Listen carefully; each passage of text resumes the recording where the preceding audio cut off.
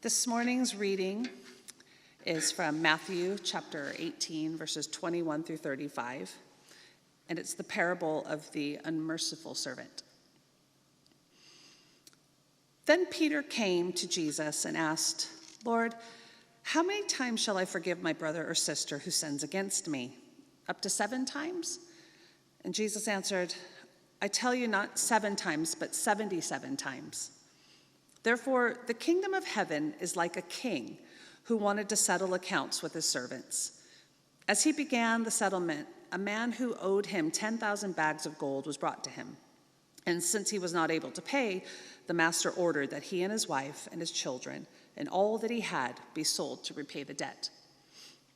At this, the servant fell on his knees before him. 'Be patient with me,' he begged, 'and I'll pay back everything.'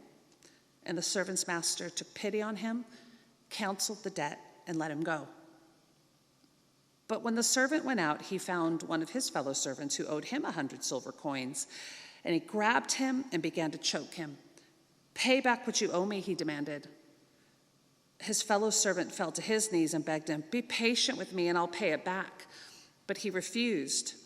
Instead, he went off and had the man thrown into prison until he could pay the debt. When the other servants saw what had happened, they were outraged and went and told their master everything that had happened. Then the master called the servant in. 'You wicked servant,' he said. 'I canceled all that debt of yours because you begged me. Shouldn't you have had mercy on your fellow servant just as I had on you?' In anger, his master handed him over to the jailers to be tortured until he could pay back all that he owed.